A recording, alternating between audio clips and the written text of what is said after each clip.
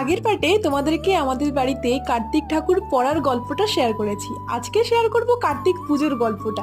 তো সকাল থেকে একটু ব্যস্ত ছিলাম, ওই জন্য কোনো ভিডিও করা হয়নি। এখন মোটামুটি সন্ধে হয়ে গিয়েছে, এদিকে ঠাকুরমশাই এসে গিয়েছে। ফাইনাল যেসব প্রিপারেশন আছে না, ওইগুলোই হচ্ছে। এখানে ঠাকুরের জন্য টোপর খেলনা সব তো আনা হয়েছে, আর এখন হচ্ছে ঠাকুরের বরণ। এটা ছিল আমাদের বাড়ির প্রথম কার্তিক পুজো, ওই জন্য সব নিয়ম তো আমাদের জানাই ছিল না। তো যে ও যেমন বলছিল তেমন ভাবেই সব পুজোর জোগাড়জান্তি করেছি। আর ঠাকুরমশাই এই দিন সবার আগে আমাদের বাড়ি এসেছিল, ওই জন্য পুজোটা একদম ঠিক সময়ে শুরু হয়ে গিয়েছিল। আর এখানে দিদাকেও নিয়ে বসিয়ে রেখেছি ঠাকুর ঘরের সামনে। বললাম, কেন একা ঘরে সবসময় শুয়ে থাকবে, একটু বসো, ভালো লাগবে। আর এখন এখানে হচ্ছে ঠাকুরের চক্ষুদান। দিদাকে নিয়েই আজকে একটু হসপিটালে গেছিলাম চেক আপ করাতে, ওই জন্যই ভিডিও সকাল থেকে করা হয়নি। তো দিদা এখানে বসে পুজোটা এনজয় করছিল। আর তারপরে চলে গিয়েছিলাম কি কি ভোগ হয়েছে দেখতে। এখানে খাবার তো সব রেডি হয়ে গিয়েছে, তোমরা দেখতেই পাচ্ছ কি কি মেনু ছিল। আর ফাইনাল এখন হচ্ছে পাঁপড় ভাজা, এটা একটু লাস্টের দিকেই করছিল। বাকি সব গল্প নিয়ে আসছি খুব তাড়াতাড়ি চ্যানেলে।